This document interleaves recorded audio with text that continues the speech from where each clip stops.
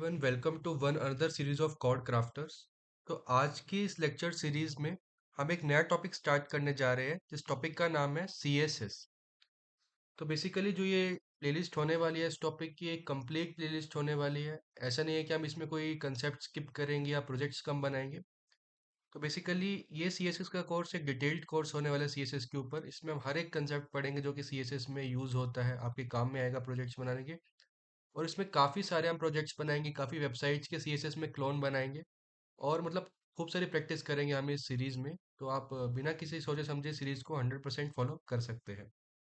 चलिए शुरू करते हैं अपने लेक्चर को, जो कि आज बेसिक्स होने वाला है CSS का। हम इसमें सीखेंगे कि हम CSS किस तरीके से अप्लाई कर सकते हैं, CSS बेसिकली होता क्या है पहले हम वो समझेंगे। फिर CSS हम किस तरीके से अप्लाई कर सकते हैं एलिमेंट्स में, हम वो समझेंगे। और धीरे धीरे हम आगे बढ़ेंगे अपने सीरीज़ के अंदर। तो सबसे पहले CSS होता क्या है। तो CSS क्या होता है? CSS basically stands for cascading style sheet. CSS किसके ऊपर स्टैंड करता है? CSS की फुल फॉर्म होती है कास्केडिंग स्टाइल शीट। तो ये बेसिकली क्या होती है? स्टाइल शीट लैंग्वेज होती है। बेसिकली CSS करता क्या? सबसे बड़ा क्वेश्चन तो यही है। तो आप लोगों ने HTML में पैराग्राफ टैग का यूज किया होगा, ऐसे बहुत सारे टैग्स का आपने यूज किया होगा। बट आपने ये नहीं सोचा होगा कि उसका कलर कैसे चेंज कर सकते हैं, हम उसमें टेक्स्ट का बैकग्राउंड कलर कैसे चेंज कर सकते हैं, उनकी अलाइनमेंट कैसे कर सकते हैं टेक्स्ट की, कि अगर एक एलिमेंट अपना यहाँ पे आ रहा है तो दूसरा एलिमेंट इसके नीचे आने के बजाय इसके लेफ्ट साइड में आए या राइट साइड में आए। तो ये सब चीजें हम किस तरीके से डिसाइड कर सकते हैं। तो ये सब कैसे हम करेंगे, तो ये बेसिकली हम CSS में सीखेंगे कि प्रेजेंटेशन ऑफ HTML एलिमेंट्स हम किस तरीके से चेंज कर सकते हैं, ताकि हमारी वेबसाइट की जो अलाइनमेंट है वो एक सही तरीके से अलाइन हो सके हमारे जितने भी HTML के एलिमेंट्स हैं। तो वो बेसिकली हम CSS में सीखना चाह रहे हैं। तो नेक्स्ट क्वेश्चन आता है कि टाइप्स ऑफ CSS, हम अपने CSS किस तरीके से अप्लाई कर सकते हैं। तो CSS को अप्लाई करने भी कई तरीके हैं। तो पहले तरीके से जो हम CSS अप्लाई कर सकते हैं वो होता है इनलाइन CSS, और एक होता है इंटरनल CSS, एक होता है एक्सटर्नल CSS। इन तीनों टाइप्स के CSS को हम वन बाय वन अपने कोड एडिटर पे समझते हैं कि किस तरीके से फंक्शन करते हैं। तो we come to our code editor, यहाँ पे हम पूरा समझेंगे कि किस तरीके से हम ये सब कर सकते हैं।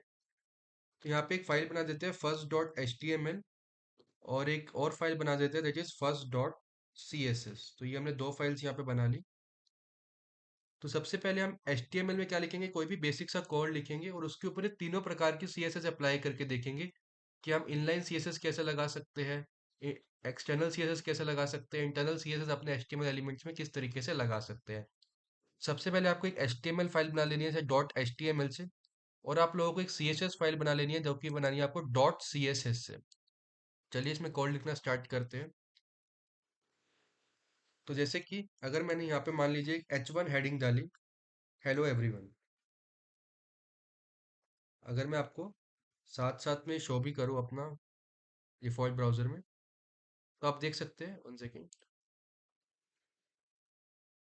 तो आप देख सकते हैं ये कुछ इस तरीके से यहाँ पे क्या होगा, कुछ इस तरीके से यहाँ पे हेलो एवरीवन आपकी स्क्रीन पे क्या होगा, शो होगा।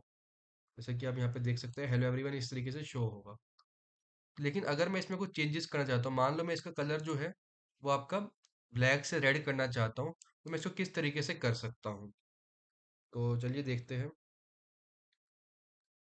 हाँ, तो सबसे पहले हम इसमें इनलाइन CSS लगा के देखेंगे कि इनलाइन CSS की सहायता से मैं ये किस तरीके से कर सकता हूँ।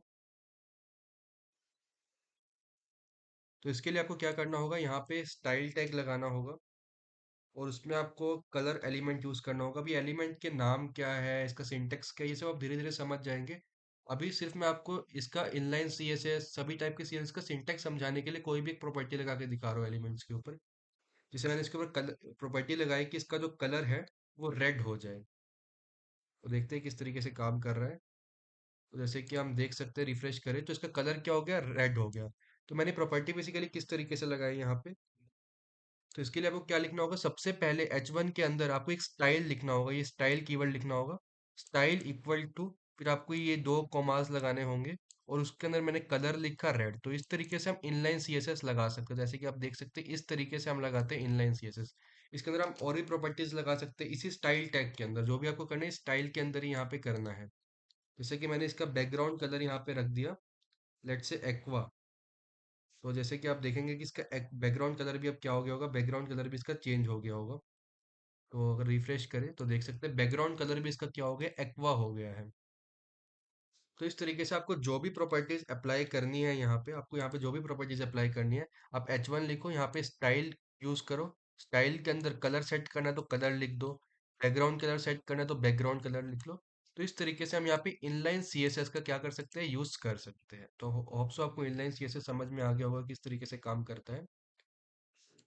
तो now let's understand external internal CSS। Internal CSS हम किस तरीके से अप्लाई कर सकते हैं।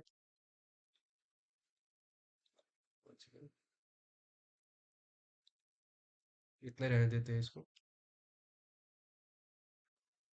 लेट से मैं एक H2 हेडिंग लेता हूँ, उसके यहाँ लिख लेता हूँ हाउ आर यू। अब मुझे H2 के ऊपर क्या लगाना है, यहाँ पे इंटरनल CSS लगाना है। तो अब इंटरनल CSS लगाने के लिए आपको क्या करना होगा, सबसे पहले आपके अपने हेड टैग में आना होगा। सबसे पहले किस में आना होगा, सबसे पहले आपको अपने हेड टैग के अंदर आना पड़ेगा। तो हम यहाँ पे अपने हेड टैग में आ चुके हैं। हेड टैग में आने के बाद आपको यहाँ पे टाइप करना होगा स्टाइल। जैसे कि मैंने यहाँ पे स्टाइल टैग करा और आपको एंटर दबा देना होगा। तो एंटर दबाते ही अब आप जो भी प्रॉपर्टीज लगाना चाहते हैं यहाँ पे लगा सकते हैं। तो जैसे मुझे H2 को स्टाइल करना है यहाँ पे, तो सबसे पहले अगर मुझे H2 को स्टाइल करना है तो मैं यहाँ पे लिखूंगा H2। उसके बाद एंटर दबा के यहाँ पे करली ब्रेसेस लगाएंगे, और इसके अंदर हमें जो भी प्रॉपर्टी H2 के ऊपर लगानी है वो लिखना होगा। जैसे हमने जो प्रॉपर्टीज यहाँ पे लिखी थी ना इस तरीके से, वही सेम प्रॉपर्टी हमें यहाँ पे लिखनी होगी जो भी हम H2 के ऊपर लगाना चाहते हैं। जैसे मैं लगाना चाहता हूँ कि इसका जो कलर है वो हो जाए dark green. Let's say I want this colour to be dark green. तो अगर मैं आपको अब दिखाऊं यहाँ पे, देख सकते हैं मेरा यहाँ पे हाउ आर यू लिखा हुआ है और एक डार्क ग्रीन कलर में लिख के आया। तो मेरा बेसिकली क्या हुआ है, हाउ आर यू पे मैंने इंटरनल CSS अप्लाई किया जिसका उसका कलर क्या हो गया, डार्क ग्रीन हो गया है। जैसे कि अगर मैं यहाँ पे बैकग्राउंड कलर अप्लाई करके दिखाऊं, बैकग्राउंड कलर मैंने यहाँ पे कर दिया, मान लीजिए एक्वा मरीन। तो यहाँ पे अगर मैं आपको रिफ्रेश करके दिखाऊं तो यहाँ पे इसका जो कलर है वो क्या हो जाएगा, बैकग्राउंड कलर एक्वा मरीन हो जाएगा। तो हम इस तरीके से बेसिकली इंटरनल CSS अपनी अप्लाई कर सकते हैं। तो अब देखते हैं अपनी एक्सटर्नल CSS के बारे में कि एक्सटर्नल CSS हम किस तरीके से अप्लाई कर सकते हैं। तो एक्सटर्नल CSS सीखने के लिए मैं एक नई फाइल यहाँ पे बना देता हूँ। लेट्स से आई मैं एक फाइल बना देता हूँ सेकंड डॉट HTML, और एक और फाइल बना देता हूँ सेकंड डॉट, या फिर बना देते हैं स्टाइल डॉट CSS। तो अब हम यहाँ पे क्या सीखने वाले हैं, यहाँ पे हम सीखने वाले हैं अपना, तो यहाँ यहाँ पे हम अपना एक्सटर्नल CSS समझने वाले हैं। तो लिख देते हैं कि यहाँ पे हम क्या सीखेंगे, यहाँ पे हम अपना एक्सटर्नल CSS सीखेंगे।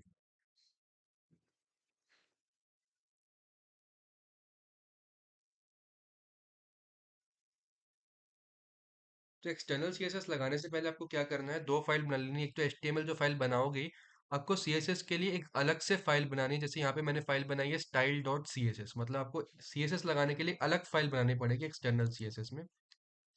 और आपको क्या करना होगा, इस HTML फाइल को, इस HTML फाइल जैसे जैसे सेकंड डॉट HTML फाइल को आपको इस CSS फाइल के साथ लिंक करना होगा। यानी सेकंड डॉट HTML आपको स्टाइल डॉट CSS को सेकंड डॉट HTML के साथ लिंक करना होगा। अब लिंक कैसे करना है, इसको करने के लिए आपको टाइप टाइप करना है लिंक, आपको लिंक टाइप करना है और एंटर दबा देना है।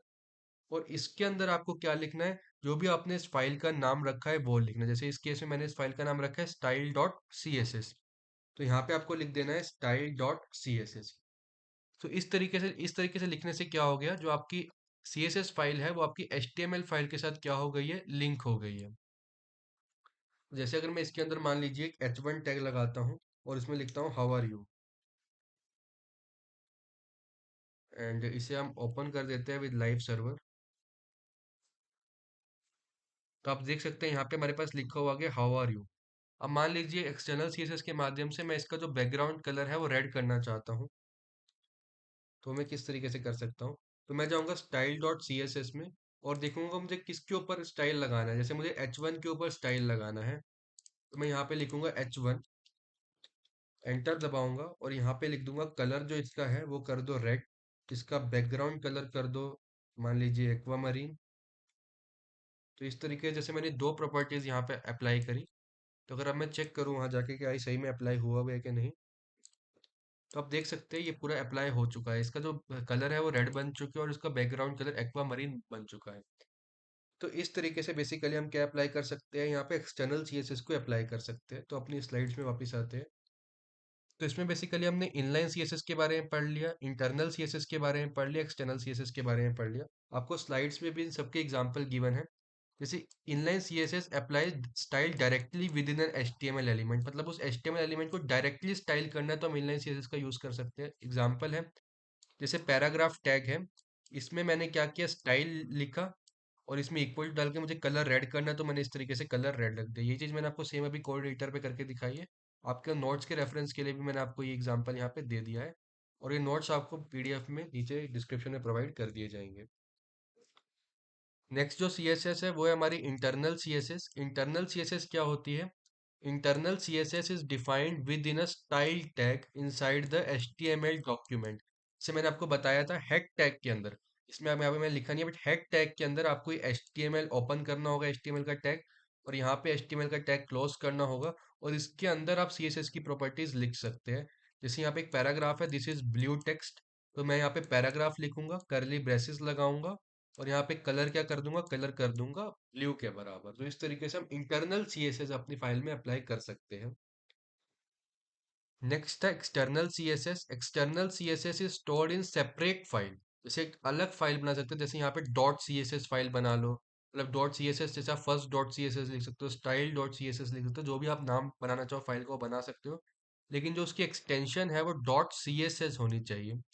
और उसको हमें लिंक करना होगा किसके साथ, HTML डॉक्यूमेंट के साथ। ये लिंक करना भी अभी हमने सीखा कि हम डॉट CSS फाइल को अपने HTML डॉक्यूमेंट के साथ लिंक किस तरीके से कर सकते हैं। तो ये बेसिकली हम लिंक इस तरीके से कर सकते हैं, यहाँ पे मैंने लिख के दिखाया है लिंक। उसके बाद अब REL स्टाइल शीट, देखो बेसिकली आपको पूरी चीज टाइप करने की जरूरत नहीं पड़ेगी VS कोड में। आप सिर्फ लिंक भी अगर VS कोड में टाइप करके एंटर दबाओगे तो पूरी चीज खुद से आ जाएगी। बस यहाँ पे आपको जो भी आपका CSS फाइल है उसका नाम लिखना होगा, जैसे हमने लिखा स्टाइल्स डॉट CSS, मतलब जिस भी CSS फाइल में आप आपका CSS अप्लाई करना चाहते हो CSS फाइल का नाम लिखो यहाँ पे, तो वो आपकी HTML के साथ क्या हो जाएगी, लिंक हो जाएगी। तो इसके अंदर हम अप्लाई कर सकते हैं प्रॉपर्टी, जैसे P लिखा, करली ब्रेसेस लगाए, और उसके अंदर मैंने लिख दिया कलर कितना किसके बराबर हो जाए, कलर यहाँ पे ग्रीन के बराबर हो जाए, तो हमारा जो कलर है पैराग्राफ का वो ग्रीन हो जाएगा।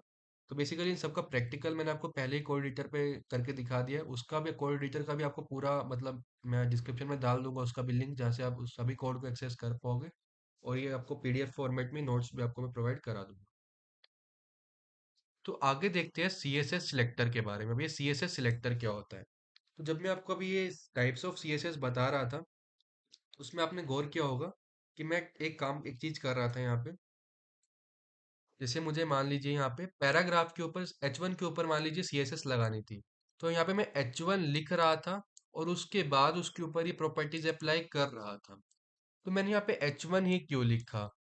तो बेसिकली और H1 की जगह हम यहाँ पे क्या क्या लिख सकते हैं ताकि इसके ऊपर प्रॉपर्टीज अप्लाई हो जाए, तो वो हम CSS सिलेक्टर्स में यहाँ पे अब पढ़ने वाले हैं। तो यही चीज बेसिकली हम पढ़ने वाले हैं। तो चलिए आते हैं इस पे। तो CSS सिलेक्टर में सबसे पहले आता है एलिमेंट नेम के थ्रू सिलेक्ट करना, मतलब हम एलिमेंट का जो नाम है उसको यूज करते हुए ही उस पर प्रॉपर्टीज अप्लाई कर सकते हैं। जैसे कि हम यहाँ पे कर रहे थे, हमने जो यहाँ पे जो इसका नाम था वो क्या था, H1 था, तो हमने इसका नाम यूज करते हुए क्या किया, H1 का नाम यूज करते हुए क्या किया, इस पे प्रॉपर्टीज अप्लाई कर दी। लेकिन इसमें अब एक डिसएडवांटेज भी है। इसकी क्या एक डिसएडवांटेज भी है? मान लीजिए यहाँ पे दो H1 होते, मैंने इसमें लिख दिया I am fine, I am fine लिख दिया, और मैं चाहता हूं कि इस वाले H1 में तो प्रॉपर्टीज अप्लाई हो, लेकिन नीचे वाले H1 में प्रॉपर्टीज अप्लाई ना नहीं हो। लेकिन अगर मैं इसको इस तरीके से लिखूंगा तो यहाँ पे दोनों H1 में प्रॉपर्टीज अप्लाई हो जाएगी। अगर मैं आपको दिखाऊं यहाँ पे, देख सकते हैं यहाँ पे हाउ आर यू, ये पहला H1 है, आई एम फाइन ये दूसरा H1 है। तो दोनों पे यहाँ पे क्या हो चुका है, दोनों पे यहाँ पे सेम प्रॉपर्टीज अप्लाई हो चुके हैं। दोनों पे भी, यहाँ पे भी देखिए सेम प्रॉपर्टी अप्लाई हुई है, यहाँ पे भी सेम प्रॉपर्टी। बट मैं क्या चाहता हूँ, मैं चाहता हूँ कि इस पे तो ये प्रॉपर्टी अप्लाई हो बट इस पे प्रॉपर्टी अप्लाई ना हो। तो उसके लिए मैं डिफरेंट डिफरेंट CSS सिलेक्टर यहाँ पे पढ़ूंगा। तो पहला जो हमने CSS सिलेक्टर पढ़ा वो है एलिमेंट नेम के थ्रू। जैसे मैं पैराग्राफ पे अपना प्रॉपर्टी लगाना चाहता हूँ, मैं पैराग्राफ का पी यहाँ पे लिखूंगा, क्योंकि पैराग्राफ टैग मेरा यहाँ पे इस तरीके से होता है। पैराग्राफ टैग मेरा यहाँ पे इस तरीके से होता है। तो मैं यहाँ पे पी लिखूंगा और कलर रख दूंगा ब्लू। तो ये है CSS सिलेक्टर, जो कि एलिमेंट नेम। और ये किस पे अप्लाई हो जाएगा? This will apply to all P elements. जितने भी पी एलिमेंट्स है, यानी पैराग्राफ वाले एलिमेंट्स है, ये सभी में अप्लाई हो जाएगी ये प्रॉपर्टी।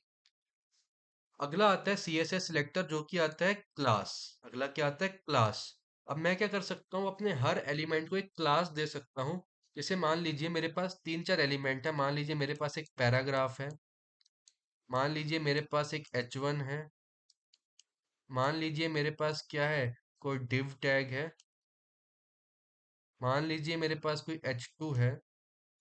मैं क्या करना चाहता हूँ? इन सभी का जो कलर है वो करना चाहता हूँ रेड। मैं इन सभी का कलर क्या करना चाहता हूँ? मैं इन सभी का कलर करना चाहता हूँ रेड। तो ये अब मैं किस तरीके से कर सकता हूँ? मैं मेन क्वेश्चन ये आता है। अब मान लो सभी H1 टाइप के होते तो मैं डायरेक्टली ऐसे लिख देता, सभी H1 में मान लो मुझे मैं कलर अप्लाई करता हूँ, मैं इस तरीके से कर देता कि H1 का जो कलर हो जाए वो क्या हो जाए, H1 का जो कलर है वो यहाँ पे रेड हो जाए, अगर मुझे सभी H1 पे प्रॉपर्टी अप्लाई करनी होती। लेकिन अब यहाँ पे जो एलिमेंट्स आए वो सभी अलग अलग टाइप के एलिमेंट्स यहाँ पे आए हैं। कोई पी आया है, कोई H1 आया है, कोई div आया है, कोई H2 आया है। तो इन सब में अगर मुझे कॉमन प्रॉपर्टी अप्लाई करनी है, तो कॉमन प्रॉपर्टी अप्लाई करते हुए हम क्लास का यूज करते हैं।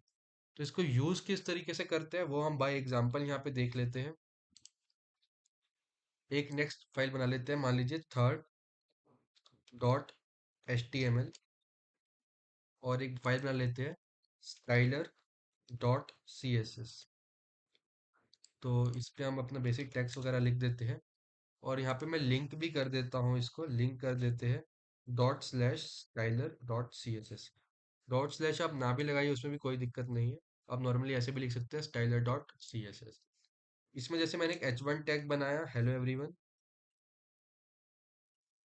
मैंने यहाँ पे एक पैराग्राफ टैग लगाया, उसमें कोई भी रैंडम टेक्स्ट लिख दीजिए। हमारे लोरम लोरम 40 मैंने लिख दिया, कुछ भी रैंडम टेक्स्ट आ गया। उसके बाद मान लीजिए मैंने H2 टैग लगाया, उस पर मैंने लिख दिया आई एम फाइन। तो मैंने बेसिकली यहाँ पे तीन चीज़ें यूज़ की, एक H1 यूज़ किया है, एक पैराग्राफ यूज़ किया है, और एक H2 यूज़ किया है। अब इन तीनों में मैं कॉमन प्रॉपर्टीज अप्लाई करना चाहता हूँ। अभी के लिए अगर मैं दिखाऊँ ये कैसा दिख रहा है, तो अभी के लिए इस तरीके से दिख रहा है। अब मान लीजिए मैं सभी का कलर जो है वो रेड करना चाहता हूँ, सभी पे कॉमन प्रॉपर्टी लगाना चाहता हूँ। तो वो बेसिकली मैं किस तरीके से यहाँ पे कर सकता हूँ? तो उसके लिए सबसे पहले हम stylr.css में जाएंगे। सबसे पहले हम HTML फाइल में इन सबको क्लास देंगे।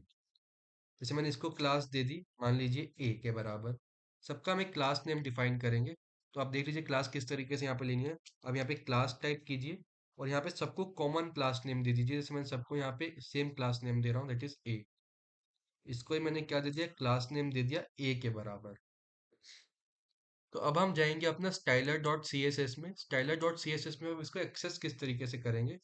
तो क्लास को एक्सेस करने के लिए तो क्लास को एक्सेस करने के लिए आपको किसका यूज करना होगा? आपको डॉट का यूज करना होगा। आपको किसका यूज करना होगा? आपको डॉट का यूज करना होगा। किस तरीके से? आपको सबसे पहले डॉट लगानी होगी। उसके बाद जो भी आपने यहाँ पे क्लास का नाम दिया है, आपको क्लास का नाम लिखना होगा। जैसे इस केस में मैंने जो क्लास का नाम है वो ए लिया है, तो यहाँ पे मैं लिख दूंगा डॉट ए। उसके बाद मैं यहाँ पे कलर अप्लाई कर दूंगा, दैट इज रेड। तो इससे क्या होगा?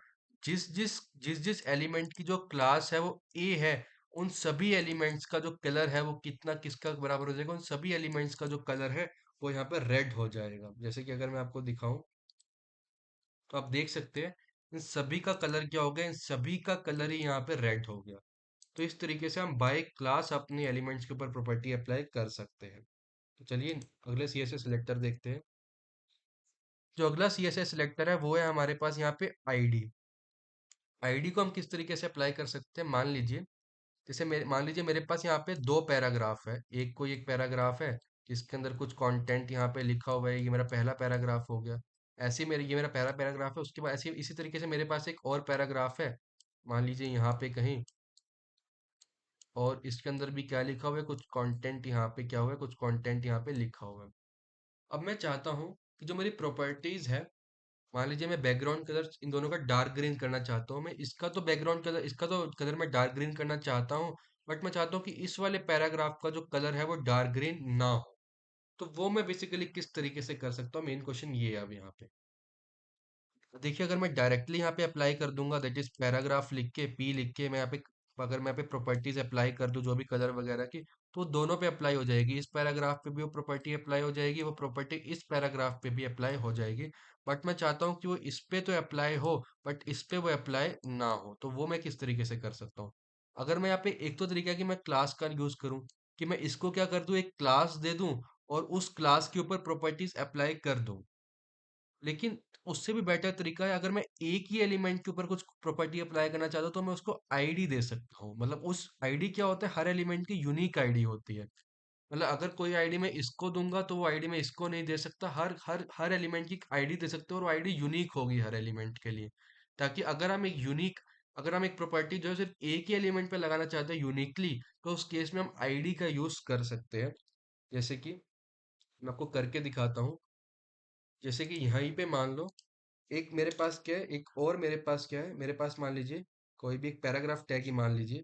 मैं चाहता हूँ कि इस पैराग्राफ का जो कलर है वो क्या हो जाए, डार्क ग्रीन हो जाए। मतलब ऐसे अगर मैं नॉर्मली करूंगा तो ऐसा नहीं होगा, बट मैं चाहता हूँ इसी पैराग्राफ का कलर क्या हो, डार्क ग्रीन हो। तो मैं क्या कर सकता हूँ, इसको एक आईडी दे सकता हूँ। आईडी मैंने दे दी इसको, मान लीजिए बी के बराबर। और उसमें मैं कुछ भी लिख दो, लॉरम मान लीजिए, मैं इसमें 60 लिख देता हूँ, कुछ भी रैंडम वर्ड्स मैंने लिख दिए। तो अभी के लिए मुझे बेसिकली कुछ इस तरीके से दिखाई देगा, जैसे कि आप देख सकते हैं इस तरीके से। और मैं इसके नीचे एक और पैराग्राफ भी यहाँ पे लिख देता हूँ। इसके नीचे मैं एक और पैराग्राफ भी लिख देता हूँ, मान लीजिए लोरेम 30। तो अब देख सकते हैं यहाँ पे मेरे पास दो पैराग्राफ्स है। अब मैं चाहता हूँ कि जो ये वाला पैराग्राफ है इसका तो कलर जो हो जाए वो डार्क ग्रीन हो जाए, बट इस वाले पैराग्राफ का कलर जो है वो डार्क ग्रीन ना हो। तो उसके लिए मेरे पास एक तो तरीका क्या है कि मैं नॉर्मली यहाँ पे जाऊँ, अपना पैराग्राफ टैग लिखूँ और उसका कलर क्या कर दूँ, कलर कर दूँ डार्क ग्रीन के बराबर। मान लीजिए डार्क ब्लू मुझे करना है, तो मैंने डार्क ब्लू यहाँ पे कर दिया। तो यहाँ पे कैसा दिखेगा, देखिए दोनों पैराग्राफ का कलर यहाँ पे डार्क ब्लू हो गया है, क्योंकि मैंने बाय एलिमेंट नेम यहाँ पे सिलेक्ट किया है। बट अगर मैं यहाँ पे आईडी विद आईडी सिलेक्ट करूँ, तो मैं इस तरीके से लिख सकता हूँ। सबसे पहले आपको आईडी डालने के लिए आपको क्या करना है, अगर आपको आईडी के यूज से करना है, तो आपको यहाँ पे हैश सिंबल का यूज करना होगा। कैसे यूज करना होगा, आप हैश लिखिए, उसके बाद अपनी आईडी का नाम लिखिए। तो अब मैं दिखाऊं, तो देख सकते हैं कि ऊपर वाले पैराग्राफ पे तो क्या है, उसका कलर है वो ब्लू हुआ है, बट नीचे वाले पैराग्राफ का कलर अभी भी ब्लैक है। नीचे वाले पैराग्राफ का कलर यहाँ पे चेंज नहीं हुआ। तो नेक्स्ट जो होता है CSS सिलेक्टर, जो होता है वो होता है डिसेंडेंट। अब डिसेंडेंट, ये देखो ये बहुत इंपॉर्टेंट कंसेप्ट है, डिसेंडेंट वाला और एक चाइल्ड वाला। इसको बहुत ध्यान से सुना, ये दोनों बहुत इंपॉर्टेंट कंसेप्ट है। तो हम इसको किस तरीके से बेसिकली यहाँ पे क्या कर सकते हैं, किस तरीके से हम यहाँ पे, वन सेकेंड, वन सेकेंड। तो अभी हम डिसेंडेंट पढ़ रहे हैं। चलिए मैं आपको यहाँ पे जाके दिखाता हूँ इसको। यहाँ पे लिख लेते हैं फोर्थ डॉट HTML, और यहाँ पे एक CSS फाइल भी बना लेते हैं, that is fourth dot CSS। और यहाँ पे हम लिंक कर देते हैं इसको, फोर्थ डॉट CSS। बहुत सही। अब जैसे कि मैंने यहाँ पे क्या किया है, डिव टैग बनाया। इसको समझने के लिए हमें डिव टैग का यूज करना होगा। मैंने यहाँ पे एक डिव टैग बनाया, और डिव टैग के अंदर क्या किया मैंने यहाँ पे एक पैराग्राफ लिखा, जिसमें मैंने लिखा, लेट्स से मैं एक सेक्शन, डिव टैग की जगह यहाँ पे एक सेक्शन बना देता हूँ। मान लीजिए मैंने एक सेक्शन यहाँ पे बनाया, और उस सेक्शन के अंदर मैंने क्या लिखा, एक पैराग्राफ लिखा, जिसमें कुछ भी लिख दिया, लोरम 10 करके कुछ भी लिख दिया। और मैंने इसके अंदर एक डिव टैग बनाया, और डिव टैग के अंदर मैंने क्या लिख दिया, एक पैराग्राफ लिखा, और उसके अंदर भी मैंने लोरम 20 करके मान लो कुछ लिख दिया। तो अभी के लिए देखो तो मुझे कुछ इस तरीके से यहाँ पे दिखाई देगा। यहाँ पे पहला पैराग्राफ है, दूसरा पैराग्राफ है। अब सिलेक्ट बाय डिसेंडेंट का मतलब क्या है, तो सिलेक्ट बाय डिसेंडेंट का क्या है, अगर मैं देखूं तो ये सेक्शन जो मेरा टैग है, सेक्शन एलिमेंट जो है, ये पैराग्राफ और ये वाला पैराग्राफ, ये दोनों इसके डिसेंडेंट है। आप देखेंगे तो ये ऊपर वाला जो पैराग्राफ है, ये डायरेक्टली इसका चाइल्ड है, यानी जो सेक्शन है इसका, जो ये पैराग्राफ है डायरेक्टली इसका, इस पैराग्राफ जो है वो डायरेक्टली सेक्शन का चाइल्ड है। लेकिन जो ये वाला पैराग्राफ है, ये सेक्शन का चाइल्ड नहीं है। ये जो है ये डिव का चाइल्ड है, क्योंकि डिव के अंदर आ रहा है, तो ये डिव का चाइल्ड है। लेकिन ये सेक्शन का डिसेंडेंट जरूर है, क्योंकि है तो इस सेक्शन के अंदर भी ना। देखिए ये वाला पैराग्राफ भी सेक्शन के अंदर है, और ये वाला पैराग्राफ भी आपका सेक्शन के अंदर तो है। बट ये क्या, सेक्शन के अंदर एक डिव टैग है, ये जाके उसके अंदर है। यानी ये क्या हुआ, ये डायरेक्टली सेक्शन का चाइल्ड तो नहीं हुआ, बट ये सेक्शन का डिसेंडेंट जरूर हो गया ये पैराग्राफ। और ये किसका चाइल्ड है, ये डिव टैग का चाइल्ड बन गया। लेकिन जो ये वाला पैराग्राफ है, ये सेक्शन का डायरेक्टली क्या है, डायरेक्टली पैराग्राफ का क्या है, चाइल्ड है।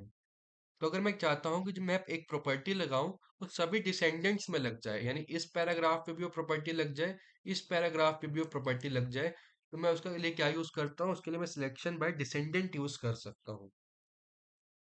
तो उसके लिए कैसे यूज करना है हमें सिलेक्शन बाय डिसेंडेंट के लिए, अब मैं आपको कोड एडिटर पे करके दिखाता हूँ। तो हम यहाँ पे क्या चलेंगे, इसके CSS फाइल में गए, तो सबसे पहले मैंने लिखा सेक्शन। अब मैं चाहता हूँ सेक्शन के अंदर जोन जोन से अपने पी है, जितने भी अपने डिसेंडेंट पैराग्राफ है, उन सभी पे प्रॉपर्टी अप्लाई हो। तो मैं यहाँ पे लिख दूंगा पी, और उसके अंदर मैं प्रॉपर्टी अप्लाई करूंगा, जैसे मैंने प्रॉपर्टी अप्लाई करी कि कलर हो जाए उसका, मान लीजिए रेड के बराबर। तो अगर मैं यहाँ पे दिखाऊं, इसको ओपन विद लाइव सर्वर करूंगा, देख सकते हैं इन दोनों पैराग्राफ का कलर क्या हो गया, इन दोनों पैराग्राफ का कलर जो है वो रेड हो गया है। तो ये कब हुआ है, जब मैंने यहाँ पे क्या किया है, जब मैंने यहाँ पे क्या किया, बाय सिलेक्शन बाय डिसेंडेंट किया है। तो अब वो किस तरीके से करना है, आपने सबसे पहले पेरेंट टैग लिखा, और उसके जितने भी डिसेंडेंट है, जितने भी पैराग्राफ डिसेंडेंट है, अगर मैं उसके ऊपर प्रॉपर्टी लगाना चाहता हूँ तो मैंने यहाँ पे पी लिखा, और उन सब के ऊपर जो भी प्रॉपर्टी लगानी है वो प्रॉपर्टी मैंने लगा दी। तो ये तो हो गया सिलेक्शन बाय डिसेंडेंट। अगर मैं अब मैं करना चाहता हूँ सिलेक्शन बाय बाय चाइल्ड, अब मैं क्या करना चाहता हूँ, मैं सिलेक्शन बाय चाइल्ड यहाँ पे करना चाहता हूँ। तो बेसिकली मैं किस तरीके से कर सकता हूँ, तो चाइल्ड में करने के लिए बेसिकली क्या होगा, अगर मैं चाइल्ड का करूंगा तो जो प्रॉपर्टीज होगी वो सिर्फ इसी पे अप्लाई होगी। अगर मैं सेक्शन के पैराग्राफ चाइल्ड के ऊपर प्रॉपर्टी अप्लाई करूं तो प्रॉपर्टी सिर्फ इसी के ऊपर अप्लाई होगी, प्रॉपर्टी इस वाले पैरा पे जो अपनी है वो नहीं लगेगी। जैसे मैं लगा के दिखाऊं, एक सेकंड के लिए मैं क्या करता हूँ, इस चीज को कमेंट आउट कर देता हूँ, और मैं करता हूँ सेक्शन के अंदर। अब चाइल्ड के लिए क्या करना है, आपको इस तरीके से लिखना है, सबसे पहले आपको पेरेंट का नाम लिखना है, और ये लिखना है, ये वाला एरो डालना है। इसके अंदर जो पी है उसका जो कलर है वो कर दो रेड। तो ये हमने क्या किया, ये हमने किया selection by child.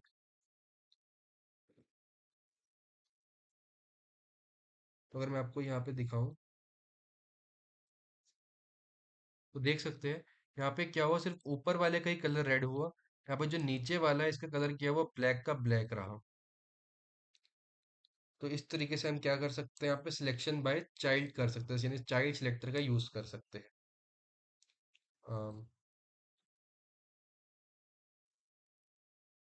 One second. तो एक बार हम रिव्यू कर लेते हैं कि आज के लेक्चर में हमने क्या क्या पढ़ा।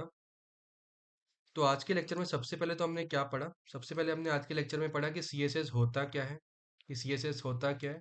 उसके बाद पढ़ा हमने टाइप्स ऑफ CSS, कितने टाइप्स के CSS होता है, जैसे एक इनलाइन CSS होता है, एक इंटरनल CSS होता है, एक एक्सटर्नल CSS होता है। हमने इन सबका एग्जाम्पल देखा विद प्रॉपर कोड, और आपको पूरा एग्जाम्पल इन नोट्स में भी गिवन है, मैं आपको नोट्स भी डिस्क्रिप्शन में प्रोवाइड करूंगा और कोड भी आपको डिस्क्रिप्शन में प्रोवाइड करूंगा। तो यहाँ पे देखिए इनलाइन CSS का पूरा एग्जाम्पल गिवन है, इंटरनल CSS का पूरा एग्जाम्पल गिवन है, एक्सटर्नल CSS का पूरा एग्जाम्पल गिवन है। उसके बाद देखा कि हम CSS के एलिमेंट्स के ऊपर प्रॉपर्टीज लगा कैसे सकते हैं। तो पहले हमने देखा कि हम एलिमेंट का यूज, एलिमेंट के नेम का यूज करते हुए CSS के एलिमेंट्स पे प्रॉपर्टीज अप्लाई कर सकते हैं। उसके बाद हमने देखा कि हम एलिमेंट को क्लासेस देके, अगर हमने एक ही प्रॉपर्टी एक कॉमन प्रॉपर्टी बहुत सारे एलिमेंट्स पे अप्लाई करनी है, तो हम with the help of class उसे अप्लाई कर सकते हैं। उसके बाद हमने देखा आईडी। अगर हमने एक प्रॉपर्टी किसी यूनिक एक एलिमेंट पे अप्लाई करनी है तो उस एलिमेंट को हम एक आईडी दे के उसके ऊपर प्रॉपर्टी अप्लाई कर सकते हैं। देखिए इस नोट्स में पूरी एग्जांपल गिवन, आप एग्जांपल पढ़ेंगे तो आपको समझ आ जाएगा। मैंने आपको प्रैक्टिकल भी पूरा यहाँ पे करके दिखाया है। उसके बाद सी एस एस सेलेक्टर जो कि डिसेंडेंट, मतलब डिसेंडेंट के ऊपर आप किस तरीके से प्रॉपर्टी अप्लाई कर सकते हैं। जैसे एक एलिमेंट के जितने भी डिसेंडेंट है, आप चाहते हैं कि उन सब में एक प्रॉपर्टी लग जाए, तो आप C S S selector descendant का यूज कर सकते हैं। सी एस सेलेक्टर चाइल्ड पढ़ा कि सिर्फ हम चाइल्ड पर प्रॉपर्टी अप्लाई करना चाहते हैं तो हम चाइल्ड वाले का यूज कर सकते हैं। तो बेसिकली ये सब हमने आज के लेक्चर में पढ़ा। तो होप सो आपको आज का लेक्चर समझ में आया होगा। तो आपको और भी लेक्चर्स हम धीरे धीरे इस सीरीज के अपलोड करेंगे और एक कंप्लीट सीरीज होगी। इसमें आपको बेसिक टू एडवांस पूरा सीरीज पढ़ाया जाएगा। तो बने रहिए इस सीरीज में।